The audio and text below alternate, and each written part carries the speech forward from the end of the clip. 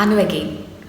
Welcome to the second lecture of Class 10 History chapter, The Rise of Nationalism in Europe.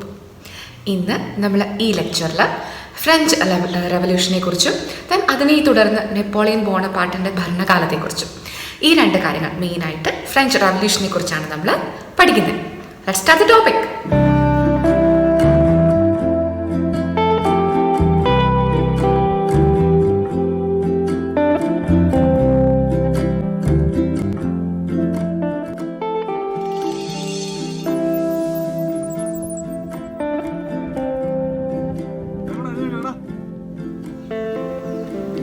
French revolution 1789 1789 അല്ലേ?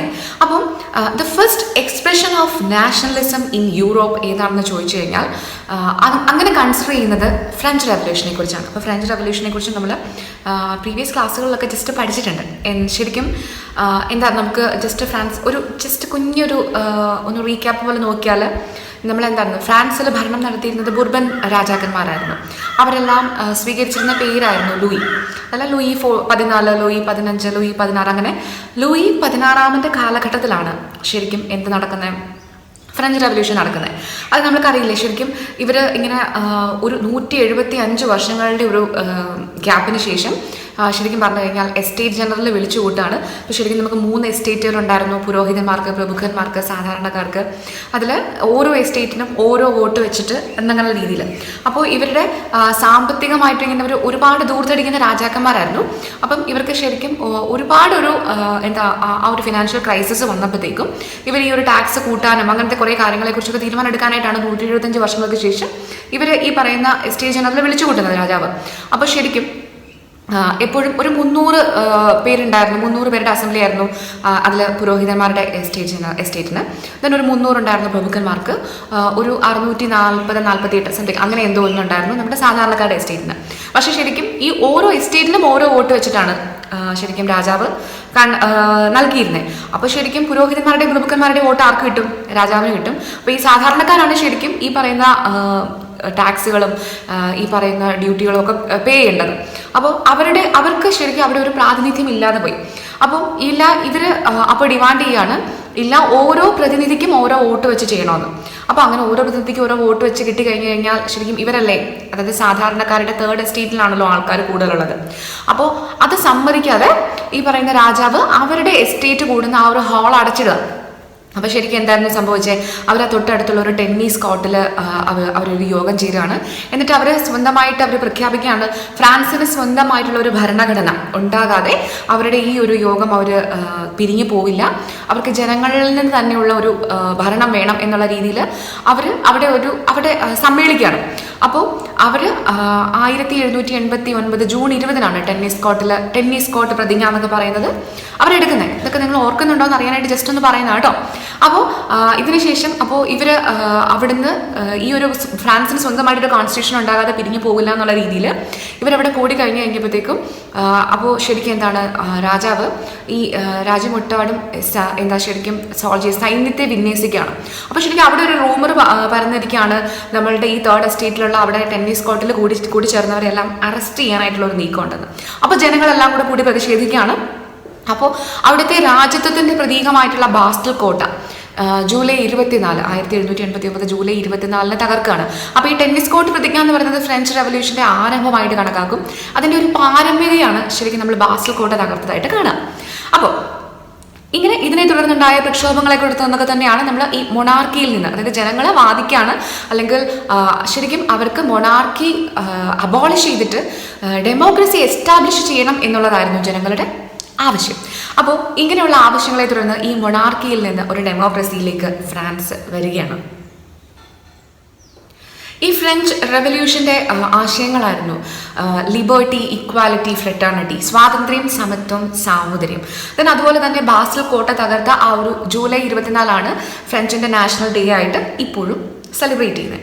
അപ്പോൾ ഇവർ ഈ മൊണാർക്കിയിൽ നിന്ന് ഡെമോക്രസിയിലേക്ക് വന്ന് ദെൻ ഈ എസ്റ്റേറ്റ് ജനറൽ എന്നുള്ള ആ ഒരു കൺസെപ്റ്റൊക്കെ അവർ മാറ്റി ഓരോ സ്റ്റേറ്റിനും ഓരോ സ്റ്റേറ്റ് ജനറൽ അസംബ്ലിയൊക്കെ എലക്ട് ചെയ്തിട്ട് അപ്പം ശരിക്കും അവർ ഈ ഒരു ആ ഒരു ഫ്രാൻസിൻ്റെ ദേശീയതയെ കാണിക്കാനായിട്ട് അവർ കൊണ്ടുവരുന്ന കുറച്ച് മാറ്റങ്ങളുണ്ട്. നമ്മൾ ഇനി അതെന്താണെന്നാണ് നമ്മൾ കാണുക.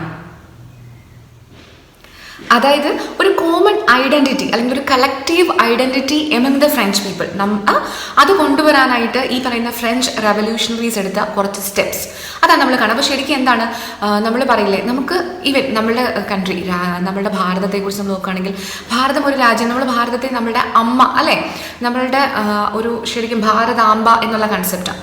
അപ്പോൾ ശരിക്കും നമ്മൾ മദർ ഇന്ത്യ എന്ന് പറയും. അപ്പോൾ ആ ഒരു ദേശീയത, നമ്മളിപ്പോൾ പല സ്റ്റേറ്റുകളാണ്, പല ഭാഷകൾ സംസാരിക്കുന്നവരാണ്, പക്ഷേ സ്റ്റിൽ നമ്മുടെ രാജ്യത്തെ വേറൊരു രാജ്യം, ഇവൻ ചൈനയോ പാകിസ്ഥാനോ ഒക്കെ ഒന്ന് പ്രൊവോക്ക് ചെയ്തു എന്ന് കേൾക്കുമ്പോൾ നമുക്ക് എല്ലാവർക്കും ആ തോന്നുന്ന ഒരു ഫീൽ ഉണ്ട് അല്ലേ, നമ്മുടെ ആ ഒരു നാഷണലിസം, പേട്രിയോട്ടിക് ഫീലിംഗ്. അപ്പം അതുപോലെയുള്ള ഒരു കോമൺ ഐഡൻറ്റിറ്റി കൊണ്ടുവരാനായിട്ട് ഫ്രഞ്ച് റെവല്യൂഷണറീസ് എടുത്ത സ്റ്റെപ്സ് ഏതൊക്കെയാണെന്ന് നമുക്ക് കാണാം. അവർ ആദ്യം തന്നെ ഒരു നാഷണൽ അസംബ്ലി രൂപീകരിക്കുകയാണ് ചെയ്തത്. ആ എസ്റ്റേറ്റ് ജനറൽ എന്നുള്ള ഒരു കൺസെപ്റ്റ് കളഞ്ഞിട്ട് ഓരോ സ്റ്റേറ്റിൽ നിന്നും സിറ്റിസൺസിൻ്റെ ഇടയിൽ നിന്ന് നേതാക്കളെ തിരഞ്ഞെടുത്തു. ദെൻ അതുപോലെ തന്നെ കുറേ ഡയലക്ട്സ്, ചെറിയ നാട്ടുഭാഷകളൊക്കെ സംസാരിച്ചിരുന്ന ആ ഒരു പല ഡയലക്ട്സ് ഉണ്ടായിരുന്നിടത്ത് നിന്ന് അവരുടെ common language French official language ആയിട്ട് മാറ്റി. ദെൻ അതുപോലെ തന്നെ എല്ലാവർക്കും ഒരേപോലെ യൂണിഫോം ലോസ് ഇംപ്ലിമെൻറ്റ് ചെയ്തു. ദെൻ അതുപോലെ തന്നെ ഉണ്ടായിരുന്നു ഈ ഇന്റേണൽ കസ്റ്റം ഡ്യൂട്ടീസ്, ഒരു സ്റ്റേറ്റിൽ നിന്ന് അടുത്ത സ്റ്റേറ്റിലേക്ക് ഈ ഗുഡ്സ് ആൻഡ് ഈ കച്ചവടമൊക്കെ നടക്കുമ്പോഴത്തേക്കും അവിടെയൊക്കെ കൊടുത്തിരുന്ന ഭാരിച്ച ഇന്റേണൽ കസ്റ്റം ഡ്യൂട്ടീസൊക്കെ അവർ അബോളിഷ് ചെയ്തു. ദെൻ അതുപോലെ തന്നെ ആ ഒരു നമ്മുടെ ഫ്രാൻസ് എന്ന് പറയുന്ന ആ ഒരു രാഷ്ട്രത്തിൻ്റെ വികാരം ഉണ്ടാകാനായിട്ട് അവർ റവല്യൂഷണറീസ് ഇൻട്രൊഡ്യൂസ് ചെയ്ത 2 ടേംസ് ആയിരുന്നു, ലേ പേട്രി ആൻഡ് ലേ സിറ്റിയോൺ എന്ന് പറയുന്നത്. ഒന്ന് ഫാദർലാൻഡ്, നമുക്കിവിടെ നമ്മൾ പറഞ്ഞതുപോലെ മദർലാൻഡ് എന്നുള്ളതിന് പകരം അവർ ഫാദർലാൻഡ് എന്ന് പറയുന്ന ഒരു കൺസെപ്റ്റ് എടുത്ത്. ദെൻ അതുപോലെ തന്നെ ലേ സിറ്റിയോൺ, അതായത് സിറ്റിസൺസിനെയും അവരുടെ ആ ഒരു ഫാദർലാൻഡ് എന്ന് പറഞ്ഞ ആ ഒരു കൺസെപ്റ്റ് അവർ കൂടുതൽ മുമ്പോട്ട് കൊണ്ടുവന്നു. ദെൻ ഇതുപോലെ തന്നെ അവരുടെ രാജാക്കന്മാരുടെ അല്ലെങ്കിൽ ആ ഒരു സ്വേച്ഛാധിപത്യത്തിൻ്റെതായിട്ടുണ്ടായിരുന്ന ആ ഒരു പഴയ ഫ്ലാഗൊക്കെ മാറ്റി ഫ്രാൻസിൻ്റെ tri colour flag, official flag അവർ കൊണ്ടുവന്നു. അതുപോലെ തന്നെ ഒരുപാട് സ്തുതിഗീതങ്ങളും ഓട്സും ഒക്കെ അവർ എടുക്കുകയാണ്. ദെൻ അതുപോലെ തന്നെ ഒരു സെൻട്രലൈസ്ഡ് അഡ്മിനിസ്ട്രേറ്റീവ് സിസ്റ്റം കൊണ്ടുവന്നു ഫ്രാൻസിന്. ദെൻ അതുപോലെ തന്നെ വെയ്റ്റ്സിനും മെഷർമെൻറ്റ്സിനൊക്കെ കൂടെ വേണ്ടിയിട്ട് ഒരു യൂണിഫോം സിസ്റ്റം അവർ ഇംപ്ലിമെൻറ്റ് ചെയ്തു. ദെൻ ഈ ഒരു ഫ്രഞ്ച് നേഷനായിട്ട് കൺവേർട്ടഡായി അവർ ഇങ്ങനെ കുറേ റെവല്യൂഷണറീസ് ആ ഒരു കോമൺ ഐഡൻറ്റിറ്റി, ആ ഒരു കളക്റ്റീവ് ഐഡൻറ്റിറ്റി ഉണ്ടാക്കാനായിട്ട് ഇങ്ങനെ കുറേ മെഷേഴ്സൊക്കെ എടുത്തു അല്ലേ. അപ്പം ഈ ഒരു നാഷണലിസം സ്പ്രെഡ് ചെയ്യാനായിട്ട് അല്ലെങ്കിൽ ഈ നാഷണലിസത്തിൻ്റെ ആ ഒരു വികാരം ഉൾക്കൊണ്ട് ഈ പറയുന്ന ദെൻ ഇതങ്ങ് സ്പ്രെഡ് ചെയ്യുകയാണ് സ്കൂളുകളിലും കോളേജുകളിലും. അതുപോലെ തന്നെ എഡ്യൂക്കേറ്റഡ് ആയിട്ടുള്ള മിഡിൽ ക്ലാസ്സുകളൊക്കെ ഈ ജാക്കോബിയൻ ക്ലബ്സ് എന്ന് പറയുന്ന ആ ഒരു സംഘടനകൾ രൂപീകരിക്കുക.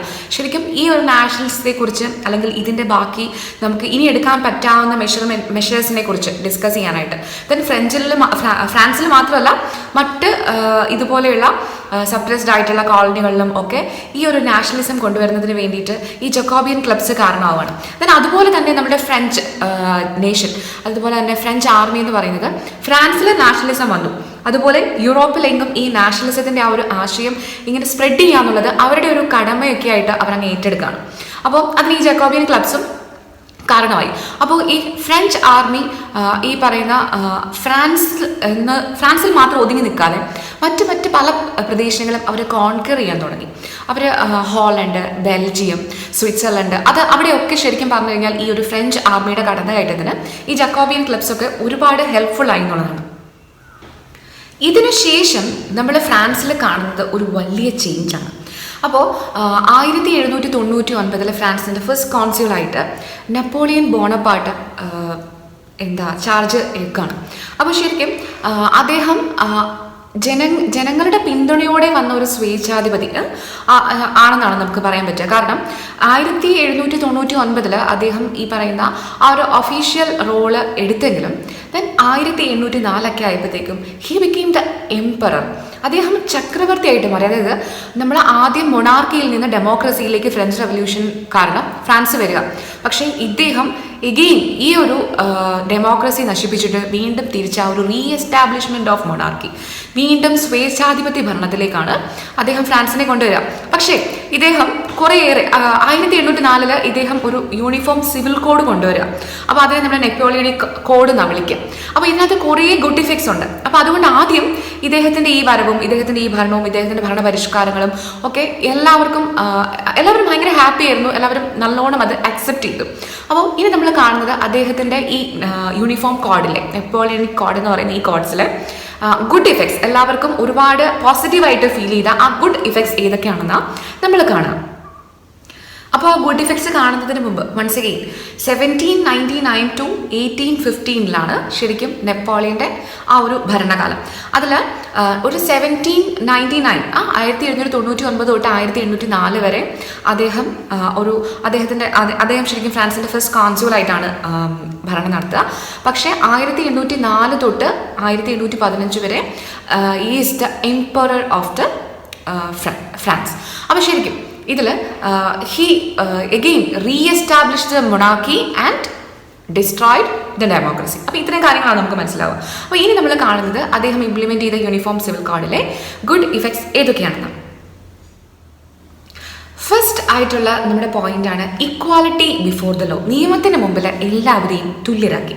ദെൻ അതുപോലെ തന്നെ ഇദ്ദേഹം എസ്റ്റാബ്ലിഷ് ചെയ്താണ് റൈറ്റ് ടു പ്രോപ്പർട്ടി, സ്വത്തവകാശം, സ്വന്തമായിട്ട് സ്വത്ത് കൈവശം വയ്ക്കാനായിട്ടുള്ള അവകാശം എല്ലാവർക്കും കൊടുത്തു. ദെൻ അതുപോലെ തന്നെ അഡ്മിനിസ്ട്രേറ്റീവ് മെഷേഴ്സൊക്കെ അദ്ദേഹം സിംപ്ലിഫൈ ചെയ്തു. ദെൻ അതുപോലെ തന്നെ മെയിൻ ആയിട്ടുള്ളൊരു കാര്യമായിരുന്നു ഫ്യൂഡൽ സിസ്റ്റം അദ്ദേഹം അബോളിഷ് ചെയ്തു. അതായത് ഈ പ്രഭുക്കന്മാരുടെയൊക്കെ കീഴിൽ ആയിരുന്നല്ലോ സാധാരണക്കാർക്ക് ജോലി ചെയ്യാം. ദെൻ ഇവർ ചെയ്യുന്നതിൻ്റെ ജോലിയുടെയും ഇവർ കൃഷി ചെയ്യുന്നതിൻ്റെയും ഇവർ കച്ചവടം ചെയ്യുന്നതിൻ്റെ എല്ലാത്തിൻ്റെയും ഒരു ഓഹരി അല്ലെങ്കിൽ അതിൻ്റെ എല്ലാത്തിൻ്റെയും ഒരു ഡ്യൂ പ്രഭുക്കന്മാർക്ക് കൊടുക്കേണ്ട ആ ഒരു അവസ്ഥയൊക്കെയായിരുന്നു. അപ്പോൾ അദ്ദേഹം ആ ഒരു അവസ്ഥ ഫ്യൂഡൽ സിസ്റ്റം അദ്ദേഹം അബോളിഷ് ചെയ്തു. ദെൻ അതുപോലെ തന്നെ അദ്ദേഹം അബോളിഷ് ചെയ്ത അല്ലെങ്കിൽ അദ്ദേഹം നിർത്തലാക്കിയ ഈ പെസൻസിനെയൊക്കെ അദ്ദേഹം ശരിക്കും പറഞ്ഞു കഴിഞ്ഞാൽ സ്വതന്ത്രരാക്കി. അതുപോലെ തന്നെ ആ ഒരു സെഫ്ഡം മെനോറിയൽ ഡ്യൂസൊക്കെ അദ്ദേഹം അവരിൽ നിന്ന് എടുത്തു കളഞ്ഞു. അതായത് എന്താണെന്ന് വെച്ച് കഴിഞ്ഞാൽ ഈ കൂലിയൊന്നും വാങ്ങിക്കാതെ ജോലിക്ക് കൂലിയൊന്നും ഇല്ലാതെ അവർ ഈ പ്രമുഖന്മാരുടെ കീഴിലൊക്കെ സ്ലീവ്സിനെ പോലെ അടിമകളെ പോലെ ജോലി ചെയ്യുമായിരുന്ന ആ ഒരു അവസ്ഥയൊക്കെയാണ് നമ്മൾ സെഫ്ഡം എന്ന് പറയാം. അപ്പോൾ അതൊക്കെ അദ്ദേഹം മാറ്റിയിട്ട് പെസൻസിനെയൊക്കെ അതായത് സാധാരണക്കാരെയൊക്കെ അദ്ദേഹം ഫ്രീ ആക്കി. അദ്ദേഹം അവർക്ക് സ്വാതന്ത്ര്യം കൊടുത്തു. അതേപോലെ തന്നെ ഗിൽഡ് റെസ്ട്രിക്ഷൻസ് ഒക്കെ അദ്ദേഹം റിമൂവ് ചെയ്തു. ഈ ഗിൽഡുകൾ എന്ന് പറഞ്ഞു കഴിഞ്ഞാൽ ശരിക്കും ഈ സെയിം ജോലി ചെയ്യുന്നവരുടെയൊക്കെ ആ ഒരു കൂട്ടത്തിനായിരുന്നു ശരിക്കും, അതായത് ഒരേ പ്രൊഫഷനിൽ അല്ലെങ്കിൽ ഒരേ തരം ജോലി ചെയ്യുന്നവരുടെ ഒരു കൂട്ടത്തെയായിരുന്നു ഗിൽഡുകൾ എന്ന് വിളിക്കുന്നത്. അപ്പോൾ അവരുടെ മേലുള്ള റെസ്ട്രിക്ഷൻസ് ഒക്കെ അദ്ദേഹം എടുത്തു കളഞ്ഞു. അപ്പം ദെൻ അതുപോലെ തന്നെ ഇദ്ദേഹത്തിൻ്റെ ഭരണകാലത്തെ ഏറ്റവും ഭയങ്കര ഒരു എല്ലാവർക്കും ഹാപ്പി ആക്കി അല്ലെങ്കിൽ ഈ മറ്റ് സാധാരണക്കാർക്കും കച്ചവടക്കാർക്കും ചെറിയ രീതിയിലുള്ള ഇൻഡസ്ട്രീസിലൊക്കെ ഉള്ളവർക്ക് ഒരുപാട് പോസിറ്റീവ് വൈബ് നൽകിയ ആ ഒരു ഇതായിരുന്നു ട്രേഡ്, കമ്മ്യൂണിക്കേഷൻ ആൻഡ് ട്രാൻസ്പോർട്ട്. ഈ 3 കാര്യങ്ങളിലും അദ്ദേഹത്തിൻ്റെ ഭരണകാലത്ത് ഹ്യൂജ് ആയിട്ടുള്ള ട്രെമൻഡസ് ആയിട്ടുള്ള ഒരു ഇംപ്രൂവ്മെൻ്റ് ഉണ്ടായി. അപ്പോൾ ഈ ഒരു കാരണം അതുപോലെ തന്നെ ഇദ്ദേഹത്തിൻ്റെ ഫ്രഞ്ച് ആർമി ഇങ്ങനെ അടുത്തുള്ള സ്ഥലങ്ങളൊക്കെ കോൺക്വർ ചെയ്ത് കീഴടക്കാണ്. ദെൻ ആ സ്ഥലങ്ങളിലൊക്കെ അദ്ദേഹം ഈ ഒരു യൂണിഫോം സിവിൽ കോഡ് കൊണ്ടുവരുന്നതുകൊണ്ട് അവിടെയുള്ള ആൾക്കാരൊക്കെ ആദ്യം ഹാപ്പി ആയിരുന്നു. പക്ഷേ കുറച്ച് നാളുകൾ കഴിഞ്ഞപ്പം ഈ ഒരു സന്തോഷം എന്ന് പറയുന്നത് ഒരു ഹോസ്റ്റിലിറ്റിയിലേക്ക്, ഒരു എനിമിറ്റിയിലേക്ക് മാറുകയാണ്. അപ്പം എന്തായിരുന്നായിരിക്കാം അപ്പം ഇദ്ദേഹം കൊണ്ടുവന്ന അത് ഇദ്ദേഹത്തിനെതിരെ ഒരു ശത്രുത ഉളവാക്കിയ ഇദ്ദേഹത്തിൻ്റെ നയങ്ങളുടെ കുറച്ച് ബാഡ് ഇഫക്ട്സ് എന്താണെന്നാണ് നമ്മൾ ഇനി നോക്കാൻ പോകുന്നത്. ഇദ്ദേഹത്തിൻ്റെ നയങ്ങളോട് ജനങ്ങൾക്ക് ഒരു എതിര് തോന്നാനായിട്ടുള്ള മേജർ കാരണങ്ങൾ ഇതൊക്കെയായിരുന്നു. അദ്ദേഹം ആ ഒരു പൊളിറ്റിക്കൽ ഫ്രീഡം ഇല്ലാണ്ടാക്കി. അപ്പോൾ അതുപോലെ തന്നെ ടാക്സുകളൊക്കെ ഭയങ്കരമായിട്ട് ഇൻക്രീസ് ചെയ്തു. കാരണം ഈ കോൺക്വർ ചെയ്യുന്ന ഫ്രഞ്ച് ആർമിയുടെയും ഒക്കെ ചിലവുകളും അങ്ങനത്തെ കാര്യങ്ങൾക്കും അങ്ങനെ എല്ലാം ഒക്കെ ആയിട്ട് ടാക്സുകളൊക്കെ അദ്ദേഹം ഭയങ്കരമായിട്ട് കൂടി. ദെൻ അതുപോലെ തന്നെ ഹി ഇമ്പോസ്ഡ് സെൻസർഷിപ്പ്, കാര്യങ്ങളൊക്കെ റിവീൽ ചെയ്യാനായിട്ടുള്ള ആ ഒരു അവകാശത്തെയൊക്കെ അദ്ദേഹം ഭയങ്കരമായിട്ട് സെൻസർ ചെയ്തു. ദെൻ അതുപോലെ തന്നെ ഏറ്റവും മെയിൻ ആയിട്ടുള്ള പ്രശ്നമായിരുന്നു ഫ്രഞ്ച് ആർമിയിലേക്ക് ആൾക്കാരെ നിർബന്ധിതമായിട്ട് ചേർത്തുകൊണ്ടിരുന്നു. ശരിക്കും ഫോഴ്സ് ചെയ്തിട്ട് ഫ്രഞ്ച് ആർമിയിലേക്ക് ആൾക്കാരെ കൂട്ടുമായിരുന്നു അദ്ദേഹം. അതായത് ഇദ്ദേഹം വീണ്ടും വീണ്ടും കൂടുതൽ സ്ഥലങ്ങളൊക്കെ കീഴടക്കി ആ ഒരു ഫ്രാൻസിൻ്റെ ബോർഡേഴ്സൊക്കെ ഇങ്ങനെ വിപുലീകരിക്കാനായിട്ട്. അപ്പോൾ ഇതൊക്കെ ശരിക്കും പറഞ്ഞു കഴിഞ്ഞാൽ ആൾക്കാർക്ക് അദ്ദേഹത്തിനോട് ഒരു ഭയങ്കര നെഗറ്റീവായിട്ടുള്ള അദ്ദേഹത്തിന് എതിരായിട്ടുള്ള ഒരു വികാരം ഉണ്ടാക്കുക ചെയ്തത്. ശരിക്കും അദ്ദേഹം ഇങ്ങനെ ഒരുപാട് യുദ്ധങ്ങളൊക്കെ നടത്തിയാണ് ഇദ്ദേഹം ഫ്രാൻസിൻ്റെ ആ ഒരു ടെറിട്ടറി ഇങ്ങനെ കൂട്ടിക്കൊണ്ടിരിക്കുക. അപ്പോൾ ശരിക്കും അദ്ദേഹം 1815 നടന്ന വാട്ടർലോ യുദ്ധത്തിൽ ഇദ്ദേഹം പരാജയപ്പെടുകയാണ്. ബ്രിട്ടനുമായിട്ട് നടന്ന യുദ്ധമാണ്, ഫ്രാൻസും ബ്രിട്ടനും തമ്മിൽ നടന്ന യുദ്ധമാണ് വാട്ടർലോ യുദ്ധം. അപ്പോൾ ആ ഒരു ബാറ്റിൽ ബാറ്റിൽ ഓഫ് വാട്ടർലൂ. അതിൽ അദ്ദേഹം പരാജയപ്പെടുകയാണ്. എന്നിട്ട് അദ്ദേഹം സെയിൻറ്റ് ഹെലേന ദ്വീപിലേക്ക് നാട് കടത്തപ്പെടുകയാണ്. അപ്പോൾ ഇതാണ് ശരിക്കും ഫ്രഞ്ച് റെവല്യൂഷനും അത് കഴിഞ്ഞിട്ടുള്ള നമ്മുടെ നെപ്പോളിയണിക് കോഡ്സും അദ്ദേഹത്തിൻ്റെ ഭരണകാലമൊക്കെ. സോ ഫ്രഞ്ച് റെവല്യൂഷനെ കുറിച്ചും നെപ്പോളിയൻ്റെ ഭരണകാലത്തെക്കുറിച്ചൊക്കെയുള്ള ഈ ഒരു ലെക്ചർ നമ്മളിവിടെ വൈൻഡപ്പ് ചെയ്യാണ്. അടുത്ത ലെക്ചറിൽ നമുക്ക് the making of nationalism in യൂറോപ്പിനെ കുറിച്ച് ഡീറ്റെയിൽ ആയിട്ട് പഠിക്കാം. അപ്പോൾ ഈ വീഡിയോ നിങ്ങൾക്ക് മനസ്സിലാവുന്നുണ്ടോ ഇല്ലയോ, നിങ്ങളുടെ കമൻസ് ഒക്കെ എൻ്റെ കമൻസിലൂടെയൊക്കെ എന്നെ അറിയിക്കണം കേട്ടോ. നിങ്ങൾക്ക് എന്ത് കൺസേൺ ഉണ്ടെങ്കിലും ക്ലാരിഫിക്കേഷൻസ് ഉണ്ടെങ്കിലും നിങ്ങൾക്ക് കമൻറ്റ് ബോക്സിലൂടെ എന്നെ അറിയിക്കാം. അതുപോലെ തന്നെ ഈ വീഡിയോ ഇഷ്ടമാവുന്നുണ്ടെങ്കിൽ നിങ്ങൾ ലൈക്ക് ചെയ്യാനായിട്ട് മറക്കരുത്. നിങ്ങളുടെ ഫ്രണ്ട്സിൻ്റെ കൂടെയൊക്കെ ഷെയർ ചെയ്യണം. അതുപോലെ തന്നെ ഇതുവരെ സബ്സ്ക്രൈബ് ചെയ്തിട്ടില്ലെങ്കിൽ സബ്സ്ക്രൈബ് ചെയ്യണം. നിങ്ങളുടെ ഫ്രണ്ട്സിനൊക്കെ ഷെയർ ചെയ്ത് സബ്സ്ക്രൈബ് ചെയ്യാനായിട്ട് പറയണം കേട്ടോ. നന്നായിട്ട് പഠിക്കുക, നല്ലോണം നിങ്ങളുടെ സമയമൊക്കെ വിനിയോഗിക്കുക. കൂടുതൽ ഞാൻ പറഞ്ഞ് നിങ്ങളെ വീണ്ടും ബോറടിപ്പിക്കുന്നില്ല. അപ്പോൾ എല്ലാവരും സേഫായിട്ട് സന്തോഷമായിട്ടിരിക്കുക. അടുത്തൊരു വീഡിയോയിൽ കാണുന്നത് വരെ എല്ലാവരും take care, stay safe, by.